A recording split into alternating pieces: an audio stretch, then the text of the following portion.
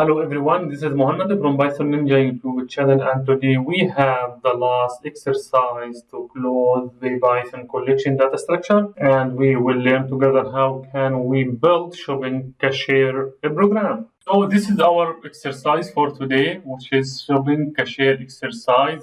By this exercise, we will close the exercising for Python collection data structure, which comprises lists, tuples, and sets. For today's exercise, by using Python collection, write a shopping cashier program for a supermarket. The cashier must enter the food, and if he press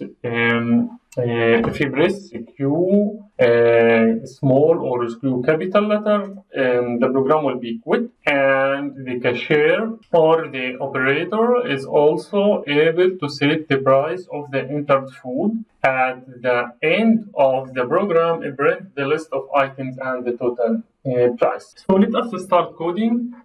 For this program, we want to open three variables. Okay, the first variable should be in a type of list because we want to append of this list the foods that the user will enter.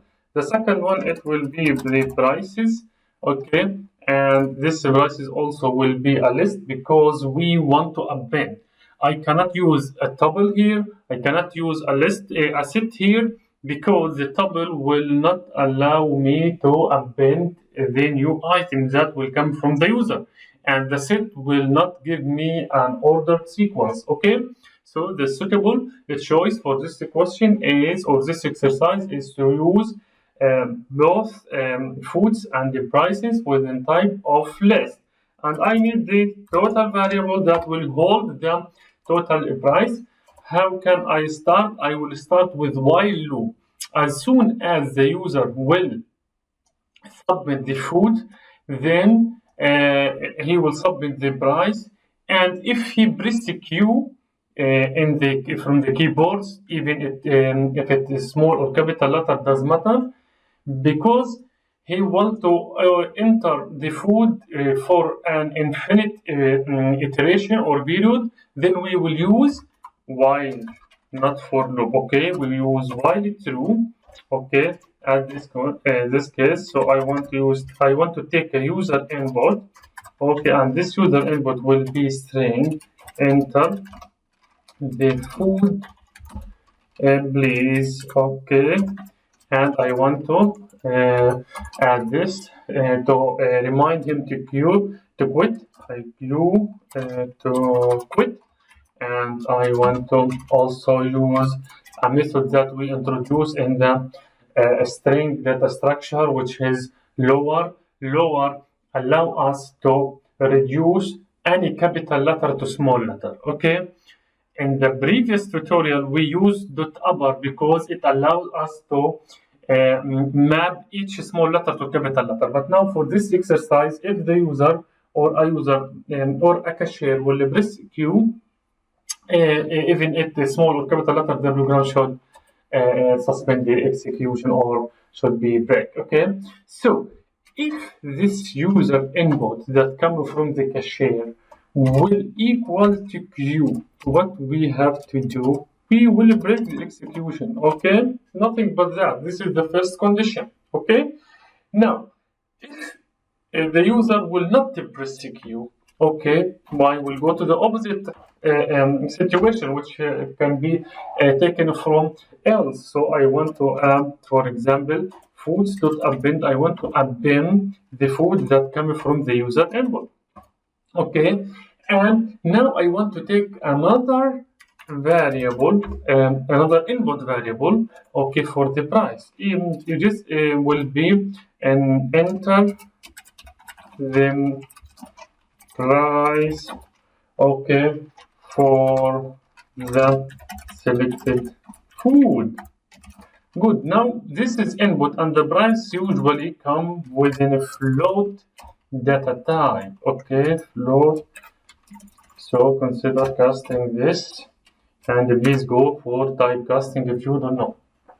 Now this by this case also I want to append to the prices list here this price.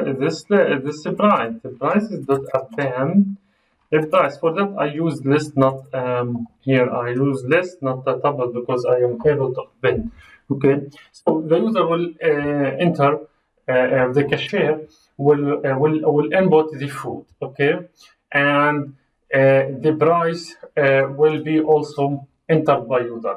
In the real life application, this is mapped to barcode. If you go for cashier these days, okay, the cashier just present the item in the front of barcode reader or any type of reader or QR reader, and the reader will read the specific QR, and this specific QR is associated to the item which is equal to the user input, and for that QR there is also a price, okay, which is associated to the cost. But I want you to go beyond this QR code and see how logically it works. So in the later stage, you can design your own barcode if you understand what is going in this implementation. So that's all implementation we have.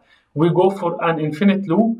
Okay, for that we use while loop. Okay, if the user will submit a queue, then it will quit, and otherwise the food will be appended. Okay, now let us to print the result. For example, I want to print, as what I did yesterday, I want to print 40 stars. Okay, this is sorry, this is stars and this is multiplier and this is 40. Then I want to print another star here, but I want to take this 10 stars, for example, and I want to add items. Okay, and I want to sell something like this, like shopping cart. Okay, then I want to add another star, multiply it with 10 times. Okay, this is for the case of the visualization. Print now. I want to print the item. I want to print the shopping card contains, okay, sorry, contains, okay, and I want to use here and argument, okay, as what we did exactly in yesterday's tutorial. I want to loop for food, okay. In food, okay, I want to print food, okay, and I want to take in account the end will be within the same line that is typical to what we did yesterday's tutorial. Okay, then I want to do another empty print. Then I want to loop enterprises for the price. This should be prices, yes, for a price and prices. Okay, and before going to this for loop, I have to if it's mandatory, you can print the prices, okay, but for this for loop, I want to add, okay, the total, okay. So I can, for example, do like this for price and a price, print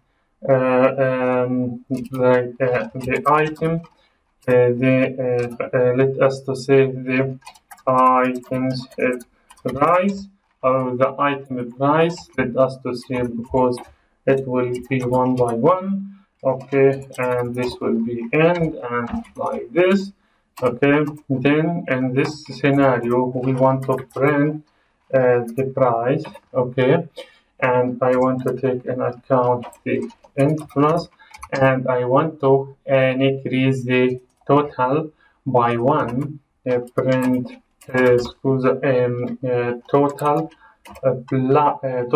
plus by the price itself. Okay, now I print let us to print an empty print, just to move the cursor down, and we can print, okay, the total price is let us to see that it is it should be inside this quotation. We have a placeholder for total, and let us to check if it's go now. Enter food. I want to enter pizza. Okay. Enter the price of the food. I sorry for the misspelling. I want to enter for the, let us be more elegant. Enter the food, please. I want to enter pizza. I want to enter the price for the food. For example, for €5 we can buy a pizza and go to cook it at home. Enter the food, please. I want to chips. Let us say 3. Enter the food, please. Coca. I think it's, for example, it could be 2 liters by 2.50. Sorry, it should be, we have to enter it now, 50. So this will be like also printed 50. Let us do now enter the food, please. I want to quit. I press Q to exit the program. Now the shopping cart contain pizza, chips, Coca 2.5 because I incorrectly inserted it. Now these are the each price. When I collect them together, it will give me the total price. This is the Cashier program. That's for today's tutorial, guys. In the next tutorials, we will go with the one of the most interesting Python data structure, and which is and it's important because it's aligned with the associated arrays and map in the other programming language. Thus, we will introduce dictionaries in Python.